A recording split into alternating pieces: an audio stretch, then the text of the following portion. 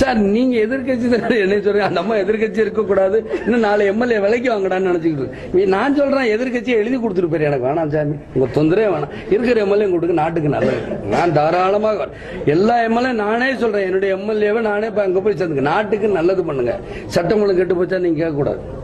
Road போட்டீங்களா, தண்ணி ஒழுங்கா வருதா, எல்லாம் நானே சேர்த்து விடுறேங்க. எதற்கு நீங்க போய் போராடி 5 கோடி 10 கோடின்னு சொல்றாங்க, கொடுத்த 10 சாட்சி இருக்கான்னு கேட்பாங்க. ஆனா அந்த மந்திரிக்கு ஒரு 3-4 பேர் உடனே முன்னாடி அவங்க 2-3 பேர் எந்திரிச்சுக்கிறோம், மும்மூர்த்திகள் மாதிரி 3 தெய்வங்கள்னு ஒரு படம் மாதிரி எந்திரிச்சுக்கிறோம். சாட்சி இருக்கா?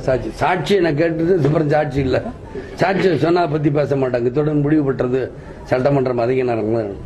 வேற என்ன பண்றது? இதுக்காக நான் சட்டமன்றத்தில் போன சினிமாவில் சொல்ல, ரொம்ப புகழ்ந்தா ரொம்ப திட்டினா காதல ரத்தம் வரும்பாய், அந்த மாதிரி தான் ரத்தம். இது எதுக்குடா இங்க போய் உட்காந்துக்கிட்டு என்ன புகழ்ந்துகிட்டு இருக்கிற நம்ம சட்டமன்றம் போறோம். இல்ல போன தடவை ஜெயலலிதா எத்தனை தடவை வந்திருப்பாங்க? கொள்கை பரப்புச்சல் நீங்க சொல்லுங்க, எத்தனை தடவை வந்து? 7 தடவை.